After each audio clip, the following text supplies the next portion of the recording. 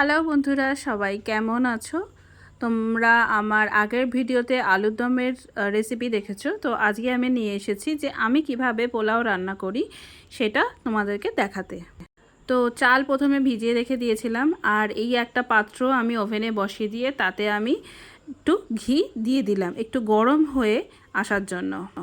একটু গরম হয়ে এলে তাতে কয়েকটা তেজপাতা আর গোটা গরম মশলা, তার মধ্যে লবঙ্গ, এলাচ, দারচিনি এগুলো একটু দিয়ে দিলাম।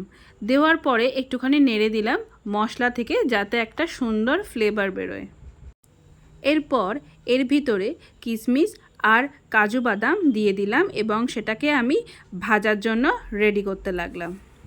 যেহেতু আমি কাজু কিশমিশটা একটু বেশি ভালোবাসি, সেটা পায়েসে হোক বা পোলাওতে হোক বা ফ্রাইড রাইসে হোক, তো আমি এই সমস্ত রান্নাগুলো করার জন্য একটু বেশি পরিমাণেই এই কাজু কিশমিশটা ব্যবহার করি।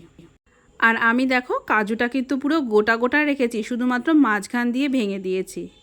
ভেঙে 2 টুকরো করেছি, 4 টুকরো কিন্তু করিনি।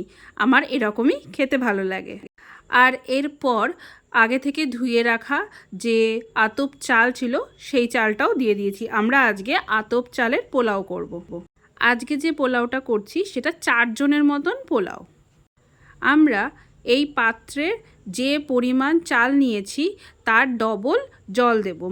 মানে আমি এই 1 বাটি যে চাল নিয়েছি এর 2 বাটি আমি জল দেব এই পোলাওটা রান্না করার জন্য।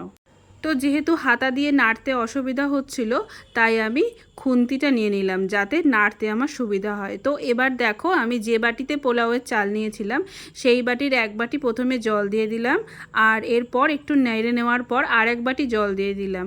আর এর জলের ভিতরে আমি কিন্তু হলুদ গুঁড়োটাও দিয়ে দিয়েছি, যাতে পরে আমাকে চালের জলের সাথে মেশাতে না হয়। আমি একেবারেই জলের মধ্যে দিয়ে দিলাম। এরপর আমি পরিমাণ মতন লবণ অ্যাড করছি।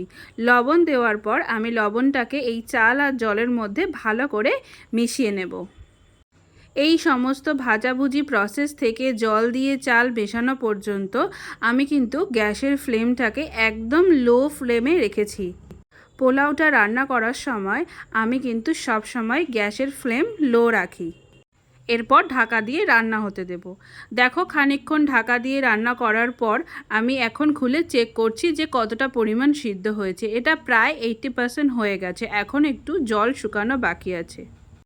তো তাই আমি এখন নেড়ে দেখছি যে কতটা পরিমাণ এখনও করতে হবে। তো এবার আমি এর মধ্যে পরিমাণ মতন চিনি আর ঘি আমি এখানে অ্যাড করে দেব। আমি এই টোটাল রান্নাটাতে 100 গ্রাম ঘি দিয়েছিলাম। এবার সমস্ত কিছু দেওয়া হয়ে গেলে এটাকে আরেকবার মিশিয়ে নেব। মিশিয়ে নেওয়ার পর আমি এটাকে ঢাকা দিয়ে জলটা শুকাতে দেব। পোলাও আমি যতবারই রান্না করি না কেন ঠিক যেন মনের মতন আমার হয় না, সেই যে ঝড়ো ঝড়ো সেই ভাবটা আসে না। তবে যতই থকথকে হোক না কেন আর যাই হোক না কেন, দেখো কেমন হয়েছে, খেতে কিন্তু যথেষ্ট ভালো হয়েছিল। আর এই কথাটা আমার নয়, আমার বাড়ির লোকের।